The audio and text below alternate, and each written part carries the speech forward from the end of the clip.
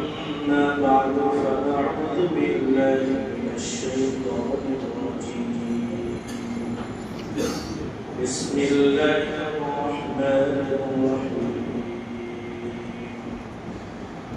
قد كانت لكم أسوة حسنة في إبراهيم والذين معه إذ قالوا لقومهم إنا براء منكم ومما تعبدون من دون الله كفرنا بكم وبدا بيننا وبينكم العداوة والبغضاء أبدا إلى آخر الآية. صدق الله مولانا العظيم وصدق رسوله النبي الكريم ونحن على ذلك لمن الشاهدين والشاكرين والحمد لله رب العالمين. سبحانك لا علم لنا إلا ما علمتنا إنك أنت العليم الحكيم. معزز محترم সম্মানিত মুসলিমরা, মহান আল্লাহ পাক রব্বুল ইজ্জতের দরবারে লাখ কোটি শুকর ও সুজুদ মহান মালিক আমাদেরকে তার মহান এবং নিশান নামাজ জামাতের সাথে আদায় করার পর সাপ্তাহিক কোরআন কারীমের গুরুত্বপূর্ণ এই তাফসীরের মজলিসে বসার তৌফিক দান করেছেন। দিল থেকে শুকর আদায় করে বলি আলহামদুলিল্লাহ। আল্লাহ পাক রব্বুল আলামিন দুনিয়াতে মানুষকে পাঠিয়েছেন পরীক্ষা করার জন্য। কি করার জন্য? পরীক্ষা করার জন্য। আল্লাহ তাআলা চান যে দুনিয়ার সব মানুষ আল্লাহর সাথে সম্পর্ক অটুট রাখুক, ঠিক না? তো এটার জন্য আল্লাহ তাআলা অনেক আসবাব দান করেছেন, অনেক উপকরণ দিয়েছেন, অনেক নিদর্শন আল্লাহ তাআলা দুনিয়াতে দিয়েছেন। ইমামে আযম আবু হানিফা রাহমাতুল্লাহি আলাইহি তিনি বলেন, আল্লাহ পাক রব্বুল আলামিন দুনিয়াতে যে সৃষ্টির যত বৈচিত্র্য আল্লাহ তাআলা দিয়েছেন, যদি কোন নবী রাসূল নাও পাঠাইতেন, কথা বুঝুন, যদি কোন নবী রাসূল নাও পাঠাইতেন, তবুও আল্লাহর সৃষ্টি দেখা আল্লাহর উপরে ঈমান আনা এটা ওয়াজিব ছিল। কত বিরাট কথা যে আল্লাহ তাআলা তো আকল তো দিয়েছেন সবাইকে, না? আকলে শরীর তো সবার আছে, ওইটা ধীরে ধীরে কারোটা নষ্ট হয়ে যায়, কারোটা কাজে লাগে, কিন্তু আকল তো দিয়েছেন আল্লাহ তাআলা।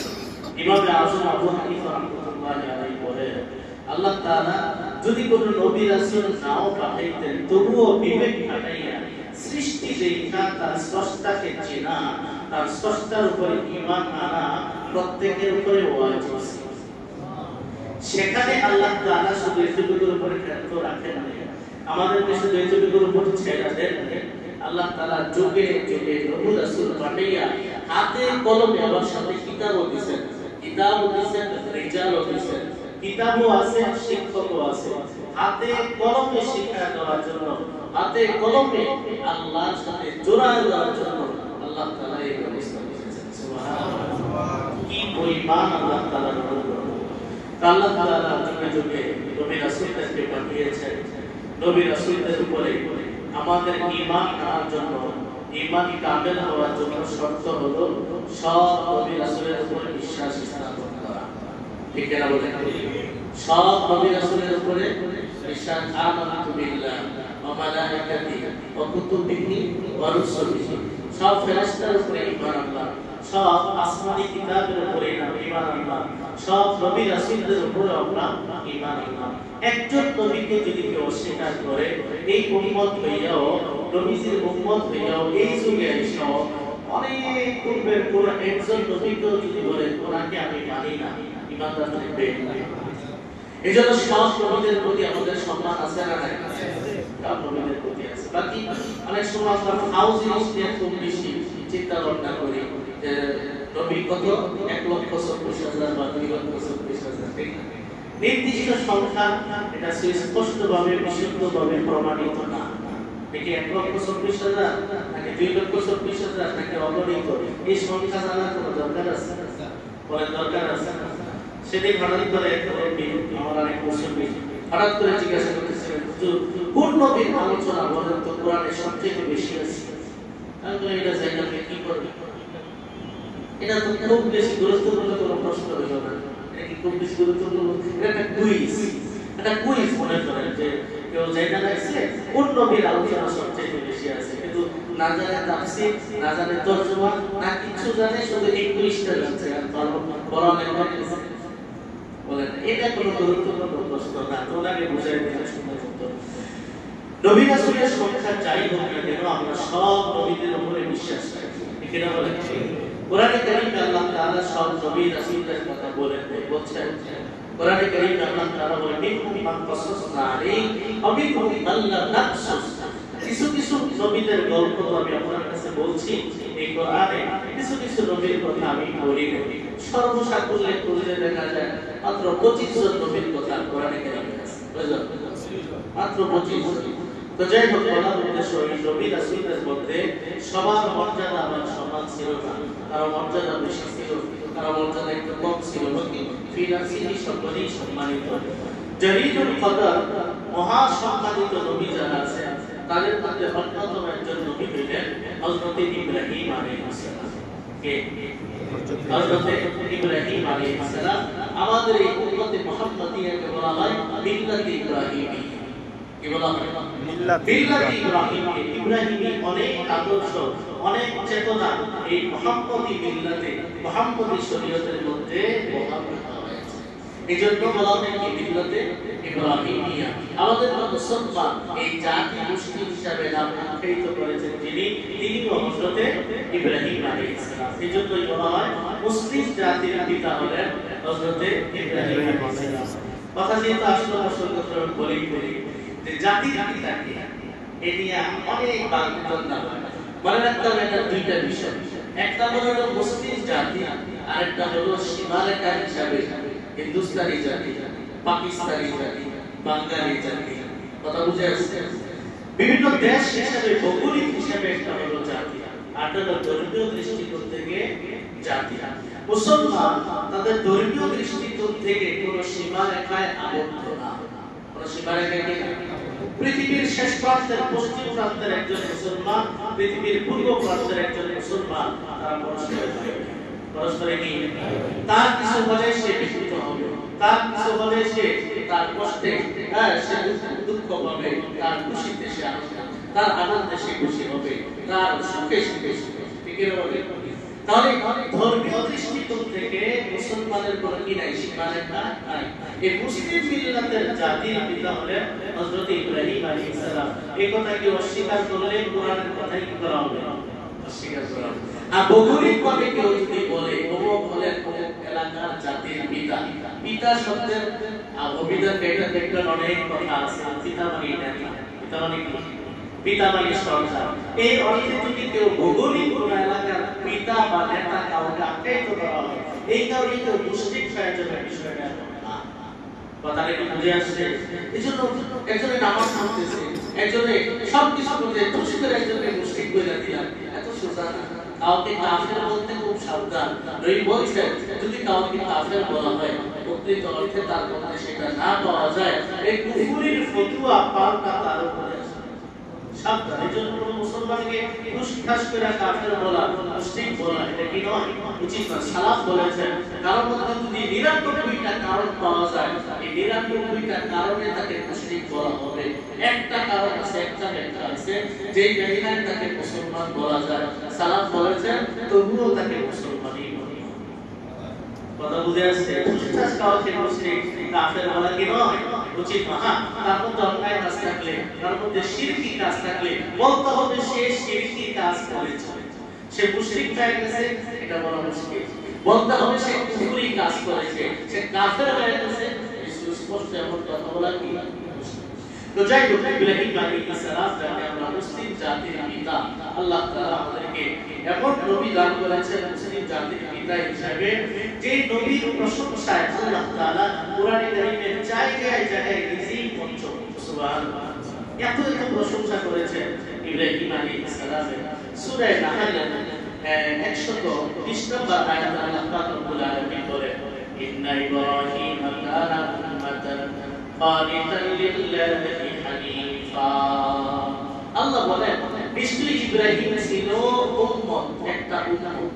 আচ্ছা বলেন তো উম্মত মানে জাতি, উম্মত মানে কি? তো এক লোক একটা জাতি হয় কি? এক লোকই জাতি হয়।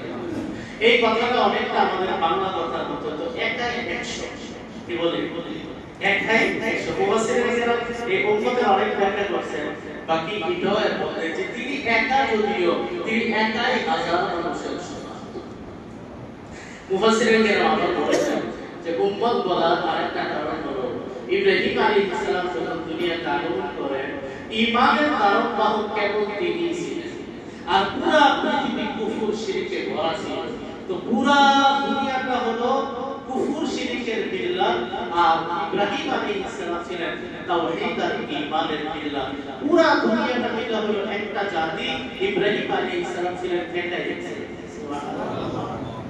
আল্লাহ বলেন কানা উম্মাতান কানিতান লিল্লাহি হানিফা। আমার ইব্রাহিম তিনি ছিলেন এক জাতির মতো, কানিতান লিল্লাহ, আল্লাহ আনুগত্যশীল, হানিফা একনিষ্ঠভাবে, ওয়ালাম ইয়াকু মিনাল মুশরিকিন। আমার ইব্রাহিম মুশরিক ছিলেন। আমার ইব্রাহিম কি ছিলেন না?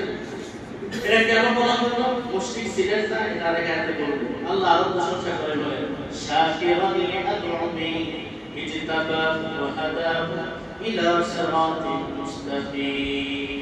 আমার ইব্রাহিমের আরেকটা গুণ হলো তিনি তার রবের দেওয়া নিয়ামতের উপর শুকরগুজার হন। সুবহানাল্লাহ। ইজতাবাহু ওয়া হাদাহু ইলা সিরাতিন মুস্তাকিম, তার রব তাকে মনোনীত করেছেন। সুবহানাল্লাহ। একটা মানুষের ব্যাপারে দিচ্ছে সিদ্ধিত মানুষ নাকি ফেরেশতা তো না, মানুষ। একজন মানুষের ব্যাপারে আল্লাহ তাআলা এইভাবে বলেন যে রব তাকে মনোনীত করেছেন, সিরাতে মুস্তাকিম, জান্নাতের পথে তাকে পরিচালিত করেছেন। সুবহানাল্লাহ। ওয়া আতাইনাহু ফিদ দুনিয়া হাসানা ওয়া ইন্নাহু ফিল আখিরাতি লামিনাস সালিহিন। আল্লাহ বলেন দুনিয়াতে আমি তাকে কল্যাণের যত বিষয় আছে সব তাকে দান করেছি। আমরা দোয়াতে বলি না রব্বানা আতিনা ফিদ দুনিয়া হাসানা, আমরা তো দোয়া করি না, তো হাসানা তো অনেক অর্থ, যত ভালাই আছে, যত কল্যাণময় আছে সবকিছুই হাসানার অন্তর্ভুক্ত। তো আমরা তো দোয়া করি, আল্লাহ বলেন তোমরা যেটা দোয়া করো এটা আমি আমার ইব্রাহিমকে অলরেডি দিয়ে দিয়েছি। সুবহানাল্লাহ।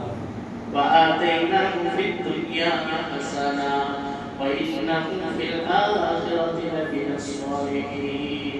আখিরাতেও দেখবে সৎ কর্মশীল যারা, আমার আশায়িত বান্দা যারা, তাদের শীর্ষে থাকবে, তাদের অন্তর্ভুক্ত থাকবে আমার ইব্রাহিম। তো এই আয়াতের মধ্যে আল্লাহ তাআলা প্রশংসা করেন। দেখবেন দুনিয়ার মধ্যে যে যত দামি দামি তার নিয়ে সব দল টানাটানি করে, দেখবেন ঠিক না? মারা গেছে খুব সম্মানিত, কারণ কোন এক দল কখনো আরো 7 বছর আগে একবার আপনাদের মিটিং এ আসছে, যদি ঘটনা করে ছবি তুলে থাকে তাহলে তার কথা দেয়, ওইটা শেয়ার দিয়া ওইটা ভাবে আপনাদের দেন, তার সাথে আমার সম্পর্ক ছিল। দুনিয়াতে যারাই দামি হয় তার নিয়ে সবাই টানাটানি করে। আর যদি খারাপ লোক হয়, সারা জীবন একসাথে ওঠা বসা করছে, এরপরে কি বলে এরা আমার দলের লোক, ঠিক না বলে? ইব্রাহিম আলাইহিস সালাম এমন একজন পার্সন ছিলেন, এমন একজন ব্যক্তি ছিলেন যাকে নিয়ে সবাই টানাটানি করে। এই আয়াত নাযিল হওয়ার আগে এই যে সূরা আলে ইমরান, সূরা আলে ইমরানের 65 নম্বর এই আয়াত নাযিল হওয়ার পরে লেখা আছে হাদিসের মধ্যে ইজতামাআত আসারা নাজরান ওয়া আহবার ইয়াহুদ, বলে নাজরান এলাকার খ্রিস্টান এবং ইহুদি আলেমরা নবীজির কাছে একত্রিত হয়েছে। হওয়ার পরে ইহুদি আলেমরা তারা বলে মা কানা ইব্রাহিম ইল্লা ইয়াহুদিয়া, ইব্রাহিম তো ইহুদি ছিল। নাউজুবিল্লাহ। ইহুদিরা কি বলে ইব্রাহিম তো ছিল ইহুদি ছিল।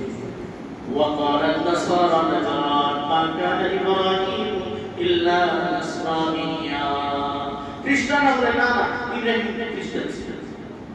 আল্লাহ তাআলা আয়াত নাযিল করেন সূরা আলে ইমরানের 65 নম্বর আয়াত। আল্লাহ বলেন তোমরা তো ঠিক ইব্রাহিমের জামানা কই, আর খ্রিস্ট ধর্মের সূচনা হয়েছে কবে? খ্রিস্ট ধর্মের সূচনা ইহুদি ধর্মের সূচনা এই কুরআনটা দুটোটাই হইছে পরে। ইব্রাহিম আলাইহিস সালাম দুনিয়া আগমন করছেন 13 আগে, দুনিয়া থেকে বিদায় নিয়ে গেছেন 13 আগে। তো যেই ধর্মের আবির্ভাব হলো পরে, এই ধর্মের অনুসারী পূর্বের রূপে কেমনে হবে? আল্লাহ তাআলা প্রশ্ন করলেন, ইয়া আহলাল কিতাবি লা তুহাজ্জুনা ফি ইব্রাহিম। এই ইহুদি খ্রিস্টানেরা, তোমরা ইব্রাহিমকে নিয়ে এত টানাটানি করো কেন? এত জলজানি করো কেন? ওয়া মা উনজিলাতিত তাওরাত ওয়াল ইনজিল ইল্লা মিন বাদি। অথচ তাওরাত, ইনজিল এগুলো তো নাযিল হয়েছে তিনি ইন্তেকালের অনেক পর। তাহলে যেটা আসলো পরে, উনি মরে গেলেন আগে, সেই ধর্ম গ্রহণ করবে না। কথা বুঝে আসছে? আল্লাহ বলেন বেকুফরা দিবেন না, আল্লাহ তাআলা বুঝো না কিছু, বেকুফরা দিবেন ঝগড়া করা নিয়ে ওই তো আর আগে ছিল। এখন আল্লাহ তাআলা আরেক আয়াতে বলেন, মা কানা ইব্রাহিম ইয়াহুদিয়্যা ওয়ালা নাসরানিয়্যা। আমার ইব্রাহিম তিনি ইহুদিও ছিলেন না, তিনি খ্রিস্টানও ছিলেন না, তিনি ছিলেন একনিষ্ঠ মুসলমান। আমি আল্লাহর জন্য দিওয়ানা, একনিষ্ঠ এক বান্দা ছিলেন ইব্রাহিম আলাইহিস সালাম। ইব্রাহিম আলাইহিস সালামের প্রশংসা আল্লাহ তাআলা জায়গায় জায়গায় করেছেন। নবী সাল্লাল্লাহু আলাইহি ওয়াসাল্লাম মৃত্যুর 5 বছর পূর্বে নবী সাল্লাল্লাহু আলাইহি ওয়াসাল্লাম বলে গেছেন, শোনো, ইত্তাখাযানি আল্লাহু ইব্রাহিম, ইত্তাখাযানি আল্লাহু খলিলা কামা ইত্তাখাযা ইব্রাহিম খলিলা। আল্লাহ পাক রব্বুল আলামিন ইব্রাহিম আলাইহিস সালামকে যেমন খলিল বানাইছেন। খলিল মানে হলো বন্ধু, খলিল মানে কি? তবে সাধারণ বন্ধু না। খলিল মানে এমন বন্ধুত্ব, যে বন্ধুত্ব শুধু একজনকেই দেওয়া যায়, যে ভালোবাসা শুধু একজনের সাথেই করা যায়, সবার সাথে করা যায় না। তো নবী সাল্লাল্লাহু আলাইহি ওয়াসাল্লাম বলেন, আল্লাহ তাআলা আমাকেও খলিল বানাইছেন, আবার ইব্রাহিম আলাইহিস সালামকেও খলিল বানাইছেন। সুবহানাল্লাহ। অনেকে এই কথা বলতে শোনা যায় যে ইব্রাহিম হলেন খলিলুল্লাহ, আমাদের নবী হলেন হাবিব। বলেন না এটা? না, এই কথা ঠিক। আমাদের নবীও খলিল, আমাদের নবীও কি খুল্লাতের সম্পর্ক, মহব্বতের সম্পর্ক হলো এমন যেটা বান্দার সাথে তার রবের হতে পারে, আর কারোর সাথে না। নবী সাল্লাল্লাহু আলাইহি ওয়াসাল্লাম বলেন, ওয়ালাউ কুনতু মুত্তাখিযান লিল উম্মতি খলিলা লাত্তাখাযতু আবা বকর খলিলা। আমার উম্মতের মধ্যে আমি যদি কাউকে খলিল বানাইতাম, তাহলে বানাইতাম আবু বকরকে, কিন্তু আমি খলিল তো বানাইছি একমাত্র আমার রবকে। সুবহানাল্লাহ। তাহলে নবী সাল্লাল্লাহু আলাইহি ওয়াসাল্লাম এখানে ইব্রাহিম আলাইহিস সালামের প্রশংসা করলেন যে তিনি হলেন আল্লাহর খলিল। হ্যাঁ, এখানে নিজেরও অবস্থান ফুটায় তোলেন যে আমিও কিন্তু কি আল্লাহর খলিল। ইব্রাহিম আলাইহিস সালামের প্রশংসা নবী সাল্লাল্লাহু আলাইহি ওয়াসাল্লাম হাদিসে বলেন, ইন্নাকুম তুহশারুনা ইয়াওমাল কিয়ামা উরাতান হুফাতান গুররা। নিশ্চয়ই তোমরা যখন হাসরের ময়দানে উঠবে, তোমরা থাকবে বিমস্ত, তোমরা বিমস্ত থাকবে, তোমাদের পায়ে কোনো জুতা থাকবে না, তোমরা খতনাবিহীন অবস্থায় থাকবে। এই বিষয়টা আল্লাহ তাআলা কোরআনে বলেছেন, কামা বাদানা আউওয়ালা খালকিন নুঈদু। সৃষ্টি আমি যেভাবে শুরু করেছি, পুনরুত্থানও আমি সেভাবে করব। জন্মের সময় কারো খতনা ছিল, জন্মের সময় কি কারো পায়ে জুতা ছিল, পরনে কোনো পেনশন ছিল, যেভাবে জন্ম হয়েছে আল্লাহ তাআলা নুঈদু, এভাবে আমি কি করব? প্রত্যাবর্তন করব, পুনরুত্থান করব। এরপর তাই বলেন, ওয়া ইন্না আউওয়ালাল খালাইকি ইউকসা ইয়াওমাল কিয়ামাতি ইব্রাহিম। কাল কিয়ামতের ময়দানে সর্বপ্রথম যাকে পোশাক পরিধান করা হবে তিনি হবেন হযরত ইব্রাহিম আলাইহিস সালাম। কেন? এটা তার বিশেষ সম্মান। ওই যে আগুনে নিক্ষেপ করা হয়েছিল, ওই নিক্ষেপের সময় তাকে বিমস্ত অবস্থায় আগুনে নিক্ষেপ করা হয়েছিল। ওই সময় যে ধৈর্য ধারণ করেছেন, ওই অগ্নি পরীক্ষায় যে উত্তীর্ণ হয়েছেন, এক পুরস্কার হিসাবে আল্লাহ তাআলা ইব্রাহিম আলাইহিস সালামকে এই পুরস্কার তাকে অবতীর্ণ করেন। সুবহানাল্লাহ। ইব্রাহিম আলাইহিস সালামের প্রশংসা আল্লাহ তাআলা নিজে বলেন, ওয়া ইবতালা ইব্রাহিম রাব্বুহু বিকালিমাত ফাআতামনাহু। আল্লাহ বলেন, নবী স্মরণ করেন ওই সময়ের কথা যখন ইব্রাহিমকে তার রব পরীক্ষা করেছেন অনেকগুলো বিষয় দ্বারা। বিকালিমাত বহু বছর, অনেকগুলো বিষয় দ্বারা। কি কি? ইব্রাহিম আলাইহিস সালামের জীবনের দিকে তাকায় দেখা যায় পরীক্ষা, পরীক্ষা, পরীক্ষা, পরীক্ষা। কত পরীক্ষা! কোরবানির ইতিহাস তো জানেন, আদরের টুকরা, নয়নের মণি, বার্ধক্যের বহু প্রত্যাশিত কাঙ্ক্ষিত সেই ফসল কুরবানি করার এর চেয়ে বড় পরীক্ষা কি হতে পারে? তারপরে সন্তানগুলো, ছোট বাচ্চা, স্ত্রী আল্লাহর পক্ষ থেকে যাদেরকে ছেড়ে আছে বলবো পরীক্ষা কি পরীক্ষা। এভাবে ইব্রাহিম আলাইহিস সালাম জীবনে চলতে গিয়ে পরীক্ষার সম্মুখীন হয়েছেন। আল্লাহ তাআলা সার্টিফিকেট নিজেই দেন, আমার ইব্রাহিম এই সবগুলো পরীক্ষায় শতবার পারবে, যথাযথ নাম্বার পেয়ে শতবার উত্তীর্ণ হয়েছে। সুবহানাল্লাহ। ইব্রাহিম আলাইহিস সালাম অনেক পরীক্ষার সম্মুখীন হয়েছেন। একটা ইতিহাসের কিতাব আছে আল কামিল ফি তারিখ, ইবনুল আসির রাহিমাহুল্লাহ, আজকে দেখতেছিলাম এটা। ইবনুল আসির রাহিমাহুল্লাহ লেখা এই কিতাবের মধ্যে আছে ইব্রাহিম আলাইহিস সালামের জন্ম যখন ঘনিয়ে আসে তখন কিছু গণক, কিছু জাদুকর, জ্যোতিষীদের সব কথা কিন্তু মিথ্যা হয় না। হাদিসের মধ্যে আছে জ্যোতিষীরা যা কথা বলে এর মধ্যে দুই একটা সত্য আছে। দুইটা কি হয়? কেন সত্য হয়? ওই যে আসমানে শয়তান কাল লাগায় গোপন কথা শুনে এদের পরে তারকা দিয়া তাদের জন্য বিজ্ঞানী ট্রেন করে, এগুলা কিছু কিছু আসে তারা বাস্তবেই মার্ডার করে যায়, কিছু কিছু আছে দুই একটা কথা সারা করে দিতে পারে। এই দুই একটা কথা চালা করে ভিত্তি করিয়া দুই একটা সত্য কথা বলে ফেলে, যার কারণে কেউ যখন বলে জ্যোতিষের কথা মিথ্যা, সে বলে না ওই যে বলছে সত্য, এই হাদিসে নবী আছে না ওই যে বলছে এটা তো সত্য বলছে। তো নবী বলেন একটা সত্যের সাথে হাজার মিথ্যা বানাইয়া পরে তারা এই জ্যোতিষী বিশ্বাস চালু করে। তো তারা ঈশা নমরুদকে বলল, এই জানেন খবর জানেন আপনার এলাকায় একটা সন্তান জন্মগ্রহণ করবে, যে সন্তান আপনার রাজত্বের জন্য হুমকি হবে, যে সন্তান আপনার রাজত্ব ছিনিয়ে নেবে, আপনার ধর্মের উপরে উৎখাত করবে।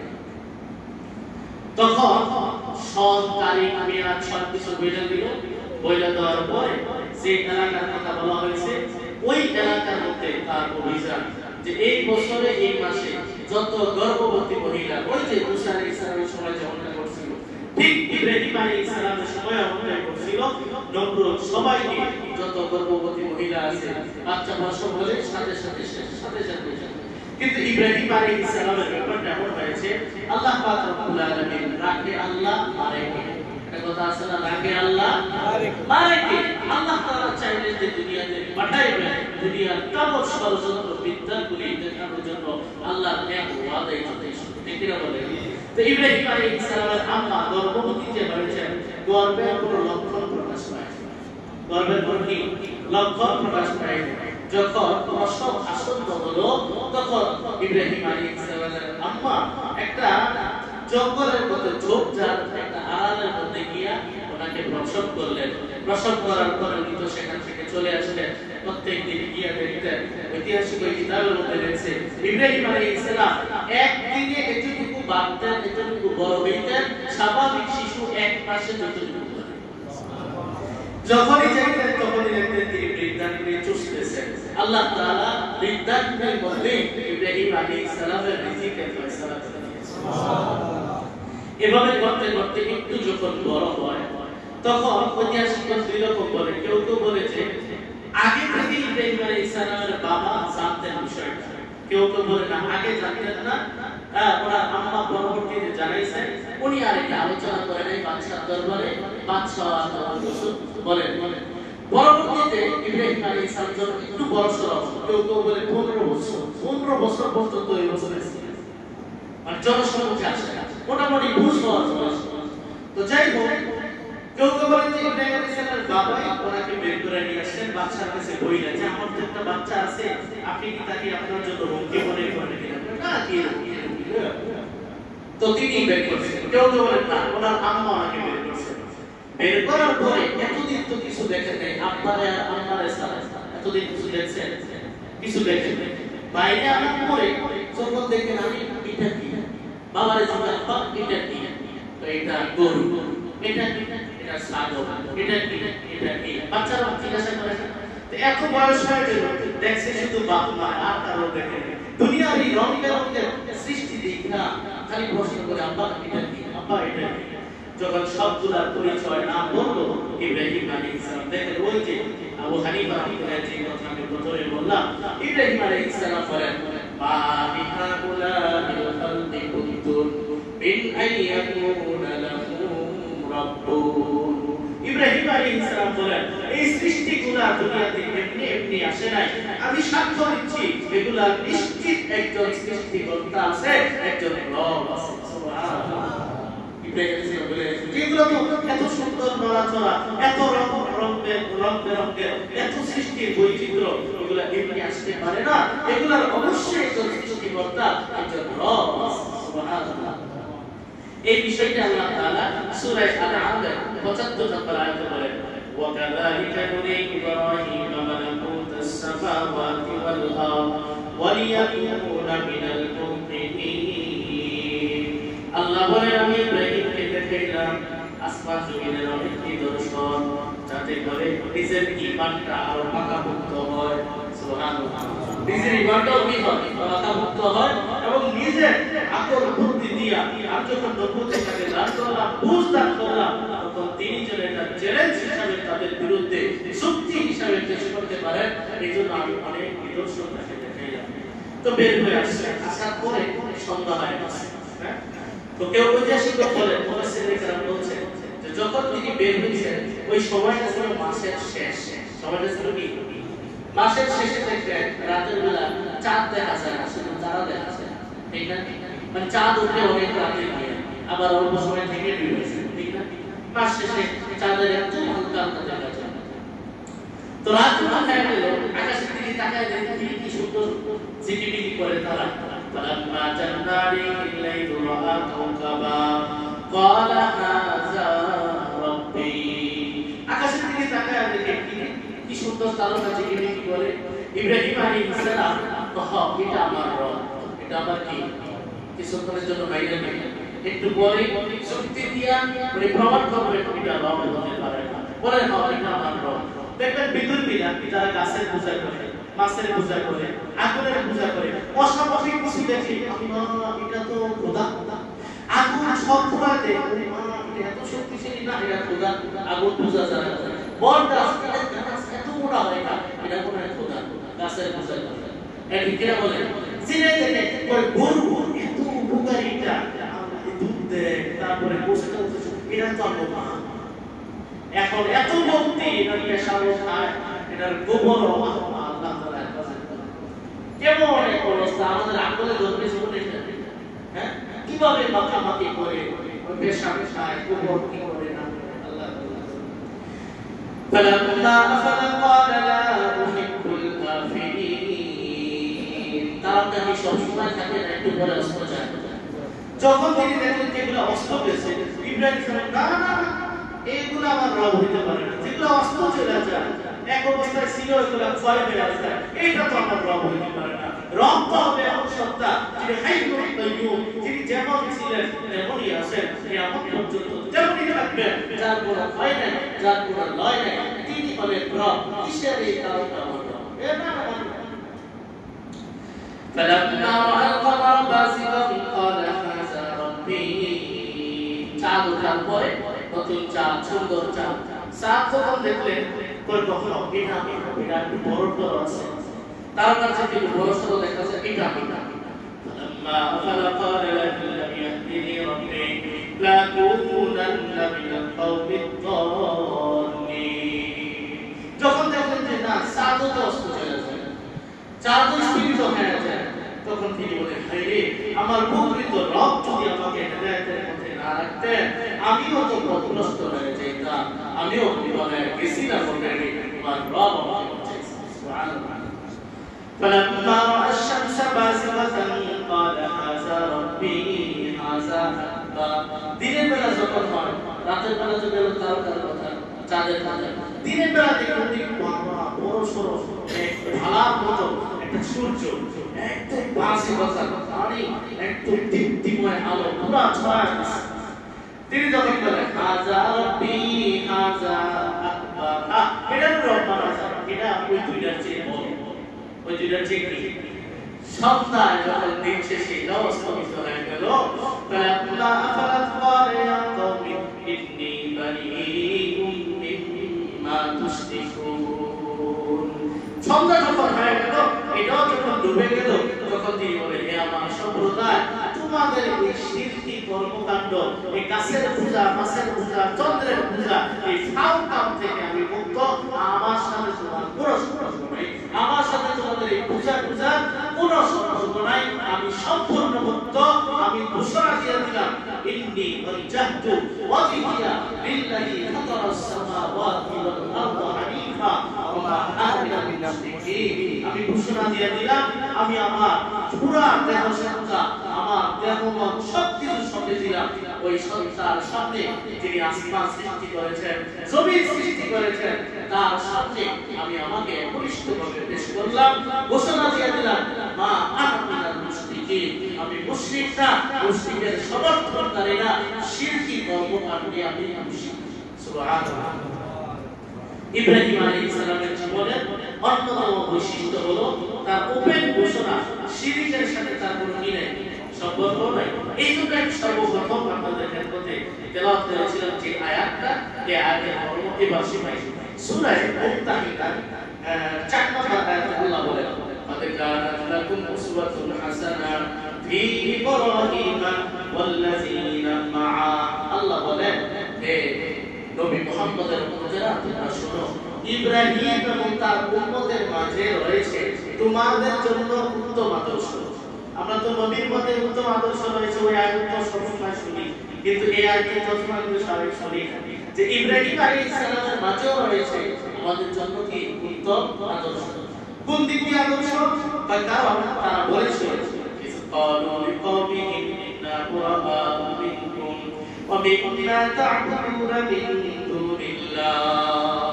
কারণ তারা তাদের পূজারী মুশরিক সম্প্রদায়কে বলেছিল যে আমাদের সাথে তোমাদের কোনো সম্পর্ক নাই, তোমাদের মূর্তি পূজা করতে আমাদের কোনো সম্পর্ক নাই। আমরা ওপেন ঘোষণা দিয়ে দিলাম, আল্লাহ বলেন, তাদের মাঝে রয়েছে তোমাদের জন্য উত্তম আদর্শ। তোমরাও যদি সত্যিকার অর্থে কি হও, ইমানদার হয়ে থাকো, ইব্রাহিমের চেতনা ধারণ করে থাকো, তাহলে তোমাদের ওপেন ঘোষণা হবে, শিরকের সাথে আমাদের কোনো মিল নাই, আপোষ নাই, কোনো সম্পর্ক নাই, মূর্তি পূজার সাথে আমাদের কোনো মিল নাই, সম্পর্ক নাই। আরেকটু লাইনে বলে দেখেন, কাফারনা বিকুম ওয়া বাদা বাইনানা ওয়া বাইনাকুমুল আদাওয়াতু ওয়াল বাগদাউ আবাদা। আমরা তোমাদেরকে অস্বীকার করলাম, তোমাদেরকে প্রত্যাখ্যান করলাম, তোমাদের এই কাজকে আমরা সমর্থন করি না। ওয়া বাদা বাইনানা ওয়া বাইনাকুমুল আদাওয়াতু ওয়াল বাগদাউ। যতদিন পূজার মধ্যে লিপ্ত থাকবা, ততদিন পর্যন্ত তোমরা আমাদের মহব্বতের কোনো লোকই হবে। তোমাদের সাথে আমাদের শত্রুতা, দিনই শত্রুতা, আল্লাহর জন্য মহব্বত, আল্লাহর জন্য শত্রুতা। তোমাদের সাথে আমাদের সাথে এই যে বৈরিতা, এই যে দূরত্ব, ধর্মীয় দৃষ্টিকোণ থেকে আমি বলছি না এক হিসাবে, এলাকা হিসাবে, ভৌগোলিক হিসাবে এটা বলছি না, ধর্মীয় দৃষ্টিকোণ থেকে তোমাদের সাথে যে আমাদের দূরত্ব, চিরকালের জন্য অবধারিত হয়ে গেল, যতক্ষণ না তোমরা এই শিরক থেকে ফিরে আসো। এটা আমাদের ওপেন ঘোষণা। আল্লাহ তাআলা বলেন, সত্যিকার অর্থে যদি ইব্রাহিম আলাইহিস সালামকে নিয়ে টানাটানি করে যারা খ্রিস্টানেরা, ইব্রাহিমকে নিয়ে টানাটানি করে ইহুদিরা, আল্লাহ তাআলা বলেন, ইল্লা আউলা নাসি বিইব্রাহিমা লাল্লাযীনা তাবাউহু ওয়া হাযা আন-নাবিয়্যু ওয়াল্লাযীনা আমানু। ইব্রাহিম আলাইহিস সালামের কাছের লোক, প্রিয় নিকটবর্তী শ্রেণীর মানুষ। এক নাম্বার হলো তার উম্মতেরা, দুই নাম্বার হলো নবী মুহাম্মদ, তিন নাম্বার হলো নবী মুহাম্মদের উম্মতেরা। সুবহানাল্লাহ।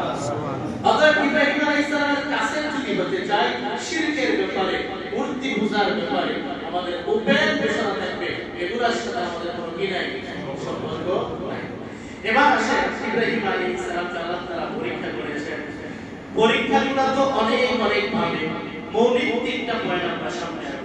এই শিরকের ব্যাপারে কঠোরতার কারণে তিনি সব ধরনের চ্যালেঞ্জ গ্রহণ করেছেন। এক নাম্বার চ্যালেঞ্জ হলো তার বাবার বিরুদ্ধে। এক নাম্বার চ্যালেঞ্জ কি?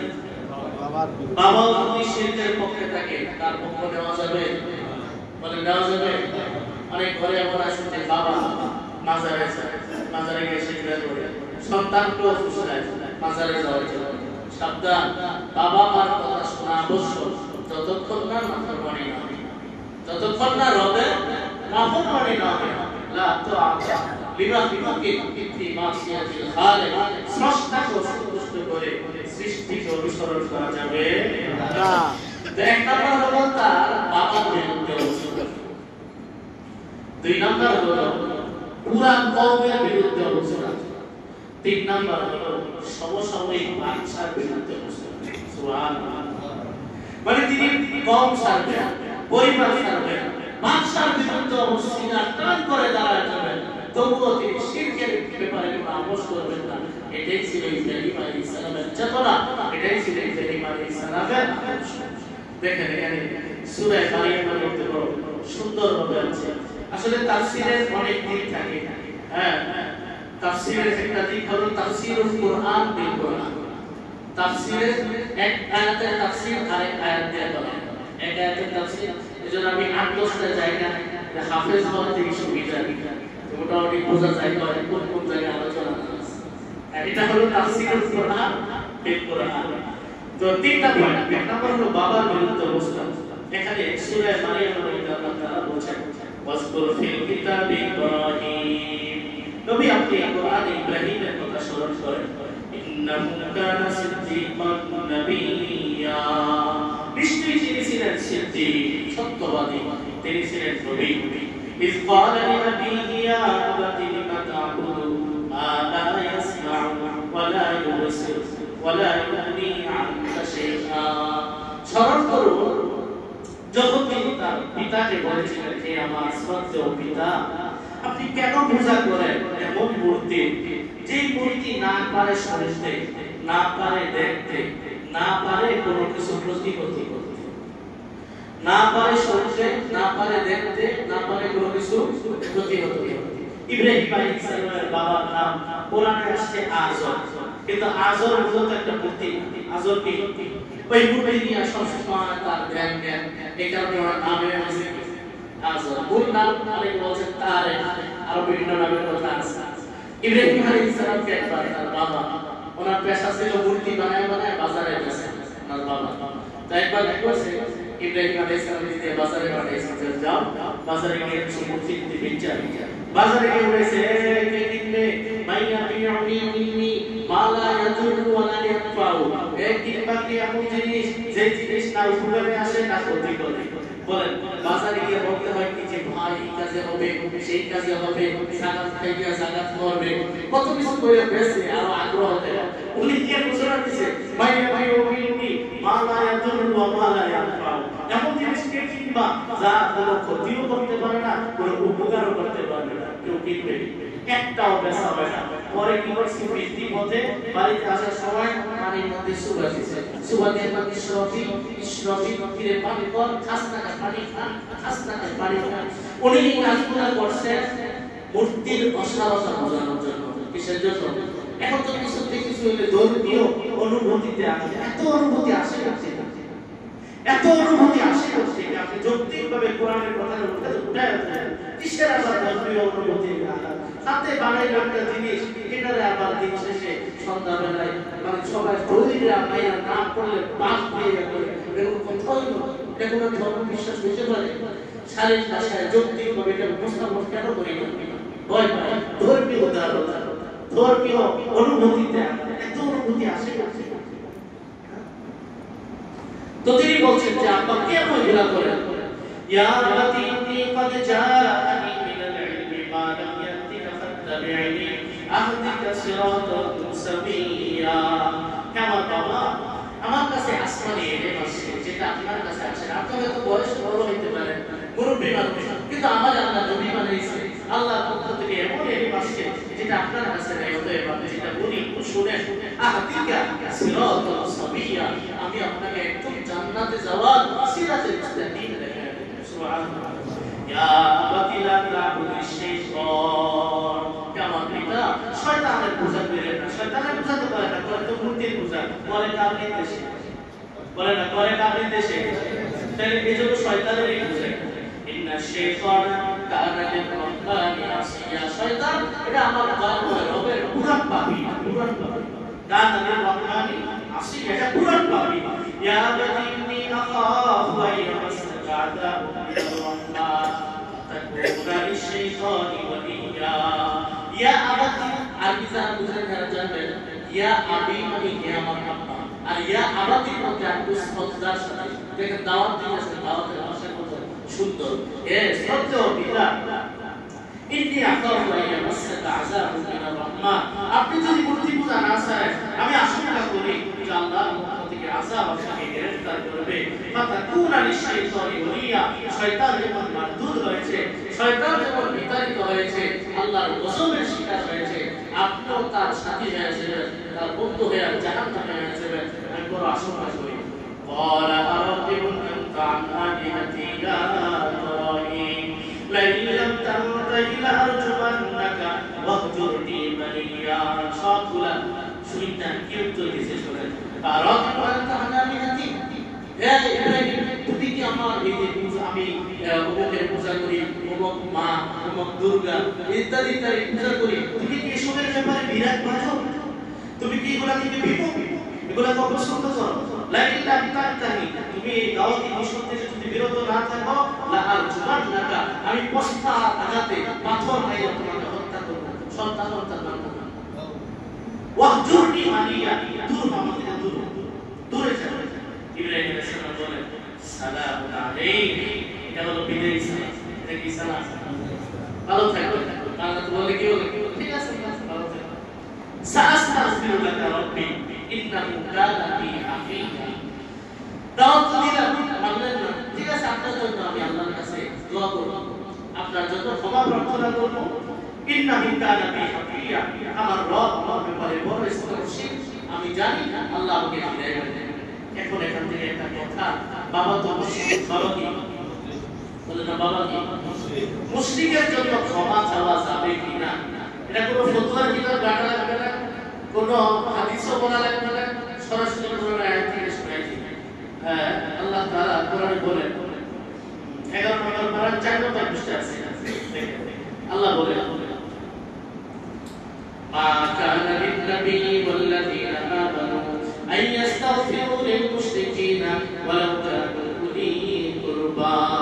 আল্লাহ বলেন কোন নবীর অধিকার নেই, ঈমানদারের অধিকার নেই মুশরিকদের জন্য ক্ষমা চাইতে। কোন নবীর অধিকার নেই, কোন ঈমানদারের অধিকার নেই যে মুশরিকদের জন্য আল্লাহর কাছে চাইবে, ক্ষমা চাইবে। ওয়ালাউ কানু উলি কুরবা, যদিও একেবারে নিকটাত্মীয় হয়, বাবা হয়, সন্তান হয়, এমন যদি হয় তবুও ক্ষমা চাইতে পারবে না।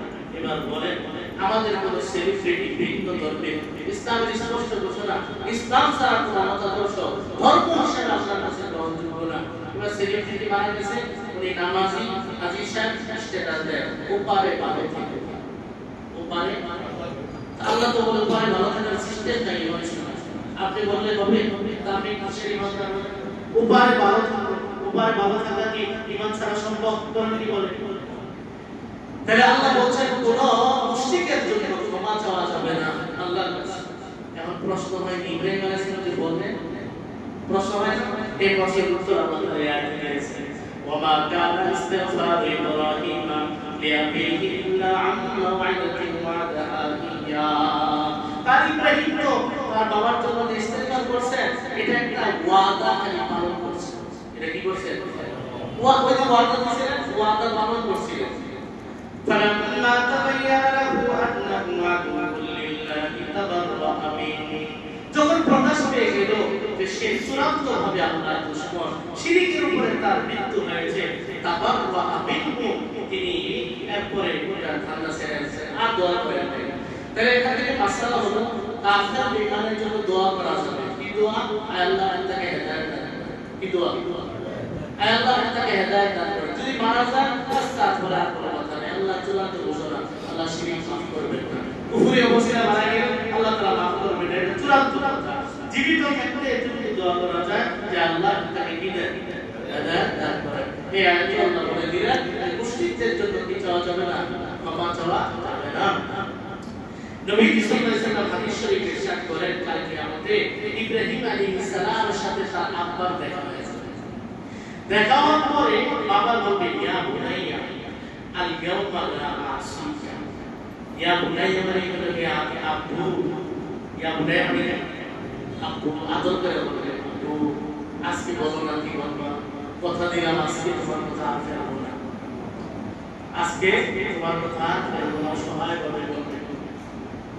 তখন আল্লাহর কাছে ইব্রাহিম আলাইহিস সালাম বললেন, আল্লাহ আপনি না আমাকে বলছেন লা তুসিনি ইয়াওমা ইউবাসুন, পুনরুত্থানের দিন আপনি আমাকে লাঞ্ছিত করবেন, আপনি না বলছিলেন ওয়া ইউসিল আহজাবি আবিল আবাদি, আমি যাব জান্নাতের সর্দার হয়ে, আমার বাবা যাবে জাহান্নামে, এর চেয়ে লাঞ্ছনা কি হতে পারে? আল্লাহ আপনি আমার কিছু বলেন।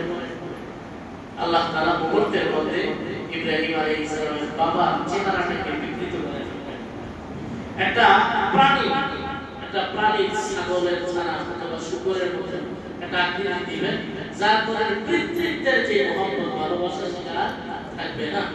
আল্লাহ বলেন উনজুর ওয়া পিছনের দিকে তাকাও, ফাইদা বিদিহি মুতালাক্কিন ফায়ুখাযু বিকাওয়াবিহি ফায়ুলকা ফিন্নার, বলছে পিছনের তাকায় দেখবে বাবা নাই, কি একটা প্রাণীর মতো হয়ে গেছে, রক্তে রঞ্জিত, ধুলোবালি মিশ্রিত, তার ঠ্যাং দেইরা তাকে জাহান্নামে নিক্ষেপ করা হবে। ওই বাবার হিসাবে সন্তানের যে অন্তরে মায়া লাগার কথা সেটা আর হবে না, কারণ আকৃতি তো নাই। অতএব ইব্রাহিম আলাইহিস সালামের অন্তরে কষ্ট যাবে না, এই ওয়াদা আল্লাহ পূরণ করলেন। কিন্তু এরপর মাফ নাই, সুযোগ আল্লাহ তাআলা আমাদেরকে বুঝার তৌফিক দান করেন। তাহলে এই হলো বাবার বিরুদ্ধে অবস্থা। এবার কওমের বিরুদ্ধে অবস্থা দেখি। কওমের বিরুদ্ধে অবস্থা এখানে আল্লাহ তাআলা সূরা হামিয়ার মধ্যে বিস্তারিত বলছেন, বাবার কথা বলছেন যে আব্বা এগুলা কি করেন, এই মূর্তি পূজা এগুলা কি? ক্বালু ওয়াজাদনা আবানা আবিদিন, কত ওয়াসকুরা তো বাপ দাদা করছে, এরা কি ভুল করছে? দেখবেন একটা কিছু বলছে আমার বাবা সত্য গোষ্ঠী করছে, এরা কি ভুল করছে? এটা হলো কাফের মুশরিকদের কথা। বাপ-দাদার কত অজ্ঞতার দোষে যদি কইরা থাকে, ভুলকে ভুলে ঠিক কিনা বলে? আমার হুজুর কত হুজুর করতে গেছে আসে, আমার আব্বা কি ভুল করছে, দাদা কি ভুল করছে, হাত করতে পারে, ভুল করতে পারে কি পারে না? পারে। সেটা যদি কোরআন হাদিসের স্পষ্ট বেরিয়ে আমার ভুলকে ভুল মেনে নিতে হবে। তো এটা জবাব ছিল তাদের। ক্বালু ওয়াজাদনা আবানা আবিদিন, তিনি স্পষ্ট বলেন, আরে আপনি বলেছেন আপনার বাপ দাদা লাকাদ কুনতুম আনতুম ওয়া আবাউকুম ফি দালালিন মুবিন, আপনিও গুমরাহিতে আছেন, আপনার সত্য গোষ্ঠী গুমরাহিতে আছে, ভুলে আছেন, ফি দালালিন মুবিন, সুস্পষ্ট গুমরাহিতে আছেন।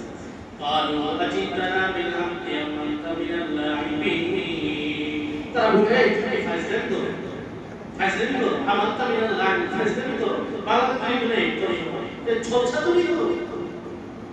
আজিতানা বিল হাক্কি, নাকি আসলে সত্য কথা বলো। বিরাইছেন বলেন ও আমি সত্য কথাই বলি, আর রব্বুকুম রব্বুস সামাওয়াতি ওয়াল আরদি আল্লাতী ফাতারাহুন্না, কিসের এগুলা তোমাদের রব, এগুলা তোমাদের খোদা। এত কোটি দেবতা থাকলে তো জনসংখ্যা কত? 33 কোটি দেবতা, দেখো কত। হ্যাঁ, এক কোটি সংসার দুইজনের লাগে না, প্রতি বলে দুইজন করে লাগবে না, একটা দুইজন থাকলে লাগে না, সেখানে খোদা যদি দুইজন ফেরাতে কি পরিমাণে লাগবে? আল্লাহ বলে লাউ কানা ফীহিমা আলিহাতুন ইল্লাল্লাহ লাফাসাদাতা, আল্লাহ বলেন আসমান জমিনে আল্লাহ ছাড়া যদি একাধিক ইলাহ থাকতো, আসমান জমিনে শৃঙ্খলা থাকতো না। এজন্য আজকে থাক সূর্য আজকে নাও না, আর যদি যাই বলে সূর্য ভালো আমার কিছু বাঁচাই বসে চালাও না, এই লাগবে ফেরাতে, এগুলো আল্লাহ তাআলা স্পষ্ট বলছেন কোরআনে। তো তিনি বলেন যে রব হলেন যিনি আসমান জমিন সৃষ্টি করেছেন, ওয়া আলা যালিকা মিনাশ শাহিদিন। এরপর ইব্রাহিম আলাইহিস সালাম মূর্তির অসারতা বোঝানোর জন্য সেই প্রসিদ্ধ কথাবার্তা যেগুলো আছে মূর্তিগুলোরে ভাঙলেন। এই মূর্তিগুলো ভাঙার কথা শুনে আবার নিজের আগে মূর্তিতে হামলা করার জন্য মণ্ডপে গিয়ে হামলা করার জন্য উদ্যত হয়ে গেল। দায়িত্বপ্রাপ্ত লোক আছে। ইব্রাহিম আলাইহিস সালাম নবীজির ইমাম, তিনি শাসক, নবীজির ইমাম, তিনি দারুল ইসলামের ওনার উম্মতের সীমারেখার মধ্যে তিনি শাসক। তো এটা দায়িত্বপ্রাপ্ত লোক আছে, এটা আপনি কি রেকর্ড থেকে উল্টা ফেলতে হবে, ঠিক আছে? তো ইব্রাহিম আলাইহিস সালাম এখানে তাদের অসারতা প্রমাণ করার জন্য এগুলো ইয়া করলেন। পরে যখন এসে বলছে কি এমন করছে, না করছে তো বড়টা, করছে কি বড়টা, মিথ্যা কথা দেখে এর সত্যি তো মিথ্যা কথাই বলে না। মুফাসসিরিন নবী সাল্লাল্লাহু আলাইহি ওয়াসাল্লাম বলেন ইব্রাহিম আলাইহিস সালাম জীবনে মিথ্যা কথা বলেন নাই, শুধু তিন না মিথ্যা কথা বলেছেন। হাদিস আছে এইভাবে, কিন্তু ওলামায়ে কেরাম বলেন যে আসলে এই মিথ্যাগুলোও মিথ্যা না, কথাটা একটু ঘুরায় বলছে। কথাটা কি বাহ্যিকভাবে মিথ্যা, কিন্তু বলছেন একটু কি ঘুরাইয়া। এটাকে আরবিতে বলা হয় সনাআতুত তাওরিয়া। অলংকার শাস্ত্রের একটা পরিভাষা আছে সনাআতুত তাওরিয়া, যে একটা অর্থ এটা নিকটবর্তী অর্থ আছে, দূরবর্তী অর্থ আছে। নিকটবর্তী অর্থ না নিয়ে দূরবর্তী অর্থ নিয়ে তো এখানে বলছে যে না বাংলা তো বড় না, বাংলা কি তো এটা বাহ্যিক অর্থ তো এটা যে বড় যেটা আছে অক্ষত ওইটাই বাংলা। আরেকটা অর্থ আছে, সেটা হলো এখানে উপস্থিত যারা আছে সম্মানের দিক থেকে বড়, তিনি এগুলা এই কামনা করছেন। সম্মানের দিক থেকে উপস্থিত সবার মধ্যে নবী হিসেবে বড় কে? ইব্রাহিম আলাইহিস সালাম। একটা সত্য কথা বলছেন। আরেকটা কথা, মেলা যাওয়ার জন্য যখন প্রস্তাব করছিল তখন তিনি আকাশের দিকে তাকাইয়া তারকার দিকে তাকাইয়া বলছেন না আমি যাব না, আমি একটু অসুস্থ আছি। এটাও বাহ্যিকভাবে একটা মিথ্যা, কিন্তু ওলামায়ে কেরাম না এটাও মিথ্যা না, বরং তিনি বুঝাইতে চাইছেন তোমাদের এই সকল কর্মকাণ্ডে মানসিকভাবে ব্যথিত আছে। এই হলো তিন নাম্বার হলো হযরতে সারা। হযরতে সারা আলাইহিস সালামের প্রথম স্ত্রী হযরতে সারা, যার গর্ভে সন্তান ছিল না, তাকে নিয়ে যখন যাচ্ছিলেন এক এলাকা দিয়ে, সিনা ইবনে ইমরান নামে এক বাদশা ছিল। ওই বাদশার একটা বদঅভ্যাস ছিল যে এই বাদশা স্ত্রী পরিচয় যারা আছে তাদের উপরে বদনজর দিত। তখন তাকে যখন গ্রেফতার করে আনলো, ইব্রাহিম আলাইহিস সালাম বলছেন এটা কে হয়? এটা আমার বোন লাগে। কি লাগে? বোন লাগে। বোন, কারণ বোন পরিচয় দিলে সে হামলা করবে। বোন পরিচয় দিয়েছে বাহ্যিকভাবে মিথ্যা, কিন্তু আসলে উনি একটা দূরবর্তী দিকে খেয়াল করে বোন বলছেন। সেটা কেমনে? আদম সন্তান হিসেবে আমরা সবাই ভাই বোন, বাবা সন্তান ভাই বোন, ভাই ভাই বাবা সন্তান এবং মাও ভাই বোন, স্বামী স্ত্রীও এক দৃষ্টিক থেকে ভাই বোন। আর সাবধান, আবার আজকে গিয়ে ভাই বোন বলা শুরু করে অনেকে আছে, এটা আধুনিক ফ্যাশন। ভাই বলে স্বামীকে কি বলে? অনেক ঘরের ভাই বলে। এরপর মাসালা জেনে ভাইয়ের সাথে যে সম্পর্ক, স্বামীর সাথে কি সেই সম্পর্ক? বলেন সেই সম্পর্ক। এজন্য মাহরামের কোনো সম্পর্ক ধরে স্ত্রীকে বোন ডাকা, স্বামীকে ভাই ডাকা, এগুলো মাকরুহ তাহরীম, এগুলো নিষিদ্ধ। কথা বুঝে আসছে?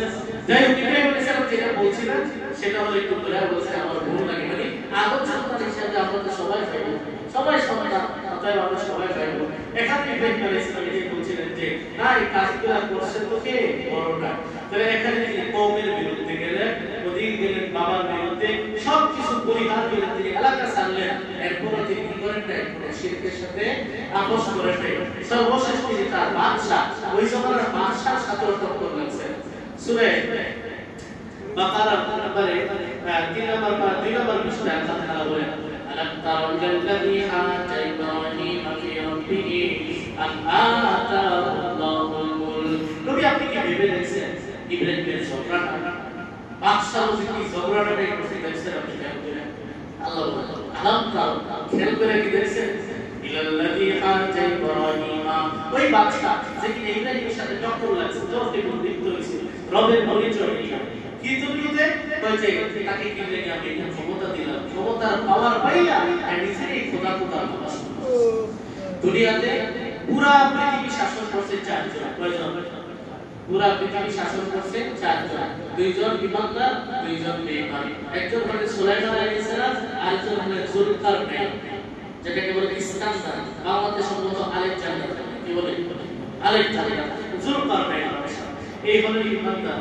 আর বেঈমান হলো একজন হলো নমরুদ, আরেকজন হলো মুখতানাসসর। মুখতানাসসর এই কাফের দুইজন পুরো দুনিয়ার ক্ষমতা লাভ করেছিল। আল্লাহ বলেন আমি আপনাকে কি থেকে ক্ষমতা দিলাম, এই ক্ষমতা পাইয়া সে এমন ভাবা শুরু করছে যে হে খোদা, ইস ক্বালা ইব্রাহিম রাব্বিয়াল্লাযী ইউহয়ী ওয়া ইউমীত। বলছে ইব্রাহিম বলো তো রবকে। রব হলো তিনি যিনি জীবন দান করেন, যিনি মৃত্যু দান করেন। তো এরকম কথা, এই গুণ থাকলেই রব, এই গুণ থাকলেই কি রব? হ্যাঁ, এই গুণ থাকলে রব। ক্বালা আনা উহয়ী ওয়া উমীত, এটা তো আমিও পারি, জিন্দা আমিও করতে পারি, আমিও মারতে পারি। কেমনে? দুইজন মৃত্যুদণ্ড প্রাপ্ত আসামি সামনে আছে, একটা একজন এসে ছেড়ে দাও, আরেকজন এসে কল্যাণ উঠায় দাও। এই যে দেখছো আমি একজনে মারলাম, একজনে জীবন দান করলাম। ইব্রাহিম আলাইহিস সালামকে বেকুব এটা কেটে এটার নাম বলে জীবন দেওয়া, এটার নাম বলে মরণ দেওয়া। এটা কোনো কথা? আচ্ছা তোমার এবার আসল দিকে পেঁচ قال إبراهيم فإن الله يأتي بالشمس من المشرق فأت بها من المغرب। আমার রবের আরেকটা পরিচয় আছে, তিনি সূর্য উদয় উদিত করেন পূর্ব প্রান্ত থেকে। সূর্য উদিত করেন কোন প্রান্ত থেকে? তুমি কালকের সূর্যটা পশ্চিম প্রান্ত দিয়ে উঠে আসবে, তাহলে বুঝতে পারো তুমি রব না হলে রব্বকে সরল ভাই মাসে মাসে আল্লাহ বলে ফাবুহিতা লিলাযী কাফার, কাফের বেঈমান নমরুদ সে করে হতভম্ব হয়ে গেল, কইলো কি টাসকি হয়ে গেল। ফাবুহিতা তরজমা, এটা তো তরজমা করা যায়, অনেক তো তরজমা করে যে তিন কর্তব্য বিমূঢ় হয়ে গেল, মানে টাসকি হয়ে গেল। কইলো না ফাবুহিতা লিলাযী কাফার। আল্লাহ বলে আল্লাহু লা ইয়াহদিল কওমাস সালিমিন, যারা জাইনা ও না বুঝার ভান করে, যারা জাইনা ও না জানার ভান করে, এই কওম জালিম সম্প্রদায়কে আল্লাহ তাআলা হিদায়াত দান করেন না। তো যাই হোক, বলছিলাম ইব্রাহিম আলাইহিস সালাম জীবনের পদে পদে অগ্নি পরীক্ষার সম্মুখীন হয়েছিলেন। আর এই দাওয়াতের মিশন করতে গিয়ে তিনি পরিবারের বিরুদ্ধে গেছেন, কওমের বিরুদ্ধে গেছেন, সমসাময়িক বাদশার বিরুদ্ধে গেছেন, তবুও তিনি শিরকের সাথে করেন নাই, আপোষ করেন নাই। সর্বশেষ তারা যুক্তিতে টিকতে না পেরে কি পরিকল্পনা করছে? আগুনে নিক্ষেপ করছে। কি করছে? আগুনে নিক্ষেপ করার কথাও ওই আয়াতে সূরা আম্বিয়ার মধ্যে আছে যে তারা পরিকল্পনা করলো কি যে তুমি খোদারে যদি বাঁচাইতেছে, মানে কতটা দুর্বলতা। ইব্রাহিম সালাম যখন যৌক্তিকভাবে তাদের সামনে এইগুলা পেশ করেছেন, তখন তার মাথাটা নত করে হচ্ছে একবারে সুম্মা রুকিসু আলা রুসিহিম ফাদ আলিমতা মা হাউলাই ইয়ান্তিকুন।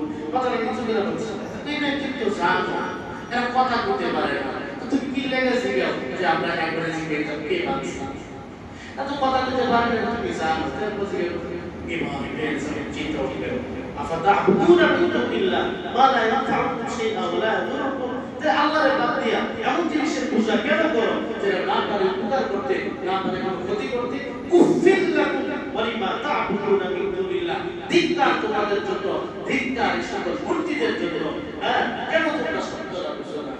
এবার যুক্তিতে টিকতে না পেরে দেখবেন বাতিল মূর্তি যারা আছে দলিল না পারলে এবার মানে চোর বল প্রয়োগ করা শুরু করে এবং যুক্তিতে না পারলে গালি দেওয়া শুরু করে। ঠিক না? যুক্তি আর পারে না, দলিল আর পারে, এবার দেখ বাপ মাটি লাগে, এবার বল প্রয়োগ করা শুরু করে। তোমার কেমনে সাইজ করা যায় আমি জানি। এবার রাসূল বলেন ক্বালু হাররিকু ওয়ানসুরু আলিহাতাকুম ইন কুনতুম ফাঈলিন। এটা জানা দাও ওয়ানসুরু আলিহাতাকুম, তোমরা তোমাদের খোদার সাহায্য করো, খোদার উপরে সাহায্য করো। ইন কুনতুম ফাঈলিন, যদি কাদের কাজ কিছু একটা করতে চাও তাহলে তোমরা এটাই করো, এটাই চূড়ান্ত কথা। তাই হত্যা করে ফেলো, তাই আগুনে ফেলায় দাও।